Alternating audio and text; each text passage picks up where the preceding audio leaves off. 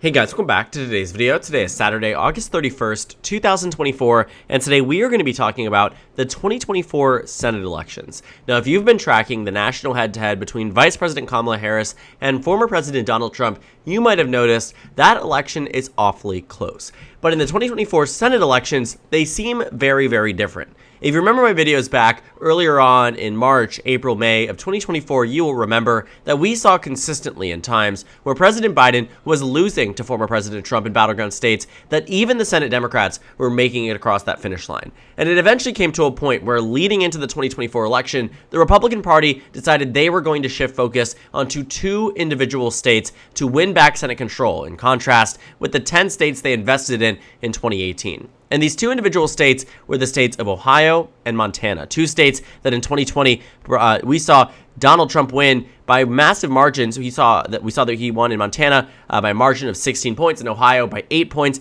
These were really strong states for the former president, and states that Democrats really didn't see much improvement on from the 2016 election. Ohio shifted by 0.1% to the left, and Montana shifted by just about 3 to 4 points. And right now, Democrats have incumbents in Montana and Ohio, two states that are really helping Democrats hold on to that 51-seat majority. And after Senator Joe Manchin, the independent who caucuses with the Democratic Party, longtime Democrat, was governor of the state, decided that he was going to retire from the U.S. Senate, not run for re-election. It ended up with a point where in West Virginia, we saw that Joe Manchin's departure from the race made it an automatic Republican pickup.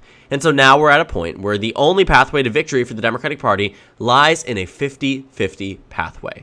And so that would require Democrats winning all the states, except for the state of West Virginia. And so far, they're on track to do quite well in all but potentially one or two, which is really good news for Democrats. Because this Senate map is one of the worst the Democrats have been dealt with in quite some time. They rotate every 2 years. There's a different Senate map with 33 to 34, sometimes it's 35 depending on the vacancies. 34 typically seats up this cycle. Republicans have a really strong chance at winning many of these states in theory. They are really competing for a lot of battleground states on the presidential, and it would only make sense that many of these races would have competitive down-ballot Senate races. And to really put things into perspective, what I want to do right now is to show you all the states that Republicans currently hold to really give you a general idea of how locked down this Senate map really should be for Republicans. When we're coming into the states that they currently hold, they really are only contesting these individual states. Nebraska has a special election because their senator is leaving the state. Point being, though, Utah, Wyoming, Nebraska special, Missouri, Indiana, West Virginia, not even West Virginia, sorry, Tennessee, Mississippi, Florida, Texas.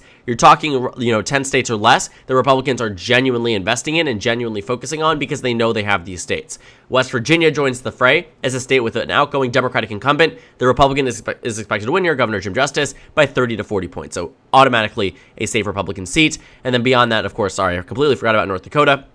That brings Republicans to 50 nationwide, which means Democrats are really going to have to fight for many of these states and are really facing an uphill battle. Republicans need just one seat should Donald Trump lose the presidential election in order to win Senate control. And honestly, they have a lot of choices, again, in theory. If we were to apply the 2016 election results to this map, what we would find is that Democrats would win in states, battleground states, like Virginia and Nevada, and of course win the states that they typically hold on to, like Vermont and Maine. But what we will find is that if this was to be the 2016 map, Democrats really find themselves in a really bad position because Ohio would be red, Pennsylvania would be red, Michigan would be red, Wisconsin would be red, Montana and Arizona, giving Republicans a 56-seat majority. But based on the numbers that we have seen over the past 6 months, Democrats have really been in a very strong position in many of these battleground Senate races. And a lot of it comes down to candidate quality and strong Democrats that are running for re-election.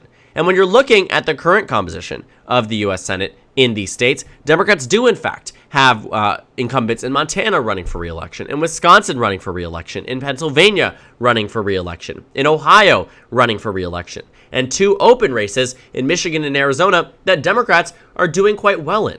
And you have to ask, why is it that we are in this position? Why is it that when you take a look at the data points, like Ohio that shows Sherrod Brown up 5 points in the state of that Trump won by 8, In Arizona, the state Biden won by 0.2. Ruben Gallego, the representative from a safe blue district, is defeating the Republican nominee for Senate here by 8 points on average. Why is it in a state like Michigan, where Lisa Slotkin is running in an open race and is up on points by up on average by 5 points? In Nevada, an even bigger margin here for Democrats, the average margin of victory 11 points in the state of Nevada. In Pennsylvania, it's 7 points. In Wisconsin, it's 6 points. And these are massive, massive margins for the Democrats. And if we were to apply it, what would we find? Ohio would be likely blue. Ohio would be likely blue. Pennsylvania would be likely blue. Wisconsin would be likely blue. Arizona would be likely blue.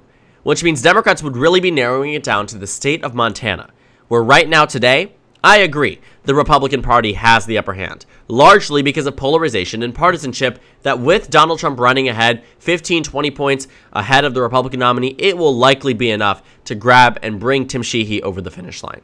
But in Montana, what we are seeing is that Democrats really need to focus on this state and have the ability to focus on this state where the media markets are cheaper than some of the other states, where investments in the state are cheaper and in some cases easier than in some other states. And it's a good thing for the Democratic Party because it means the rest of the states are really becoming states that not only are Democrats in a position where they may not need to worry about them as much, obviously should still be investing, obviously should still be focusing on getting out every voter.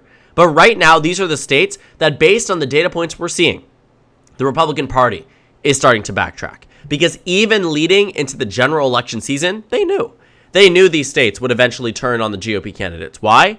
Because they saw the same exact playbook back in 2022. The only difference in 2022, Republicans were overly optimistic. This was the 538 forecast on election night in 2022. What happened? Republicans not only did not win Senate control, Democrats expanded their seats in the United States Senate, even though Republicans had a 3/5 chance at victory. And when it comes down to the individual states, you can see exactly where Republicans were overestimated. In states like Pennsylvania, where Dr. Oz had a 57% chance at victory, he lost. Not only did he lose, he lost by 5. In a state like Nevada, where Adam Laxalt, the former attorney general, had a majority chance at winning, was supposed to win by under a point, he lost by under a point. Democrats pulled ahead.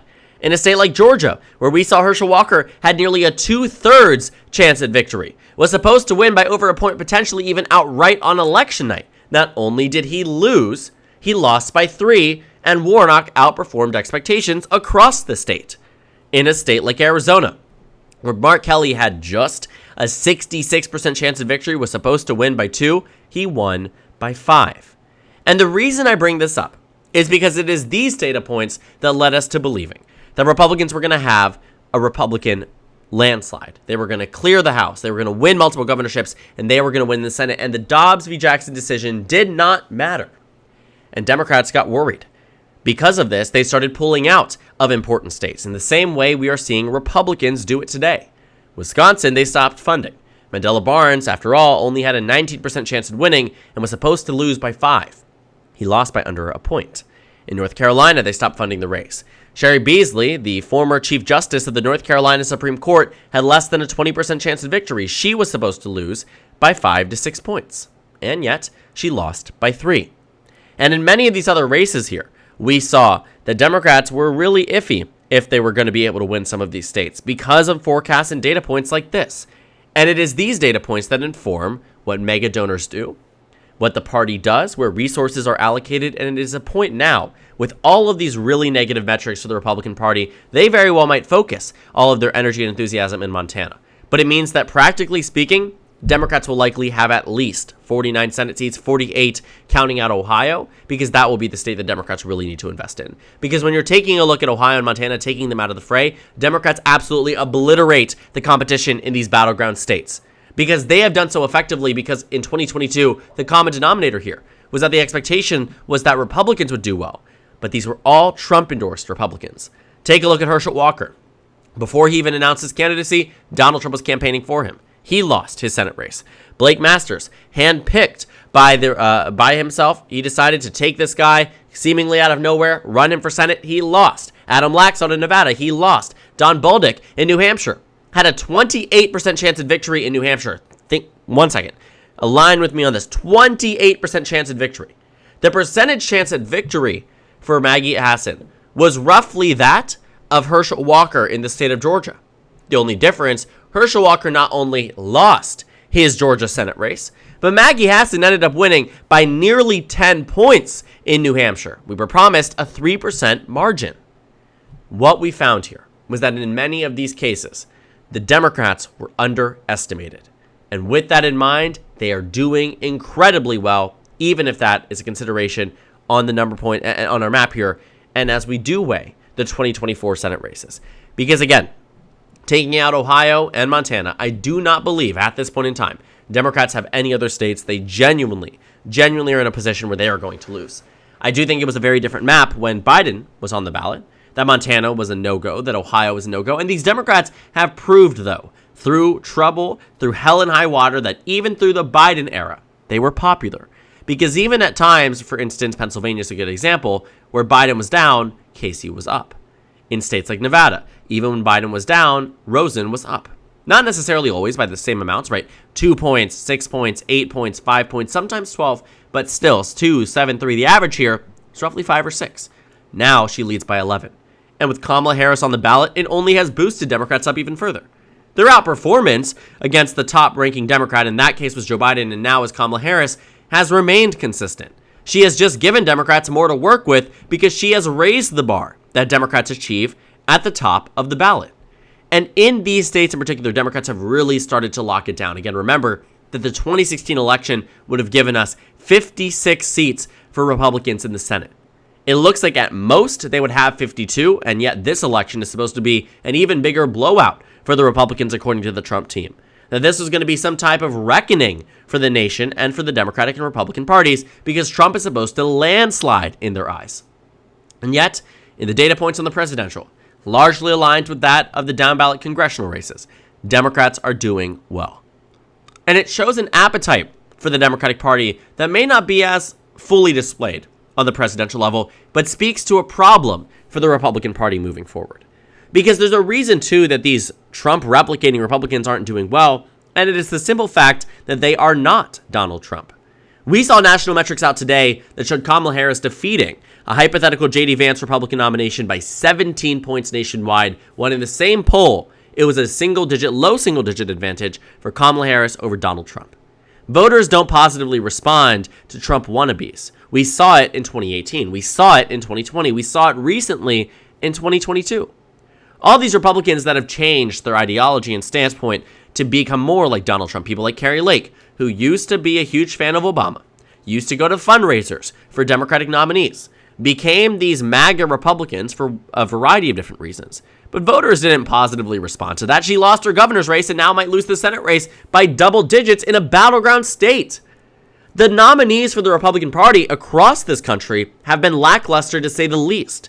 Look even at Bernie Moreno in Ohio. The only one that I really do, in theory, think is a stronger one than most is Tim Sheehy in Montana, and that's the race where they could have afforded to screw up because it's a race that Republicans probably would have won anyway. But they didn't screw up, and that helps the GOP, but it is one individual race out of many that Republicans needed to get everything correct. Kari Lake in Arizona, not right. Sam Brown in Nevada, in theory would be strong, but his 2022 campaign was far too extremist, and voters see that, and they remember it, and they recognize it. Eric Hovde is a millionaire from California, business owner out of the state, who came to Wisconsin because he was recruited because they thought he could appeal to Wisconsin voters. He's down in the state. They had to get Mike Rogers, a representative, out of retirement because they didn't find anyone better for Michigan, and they're still losing.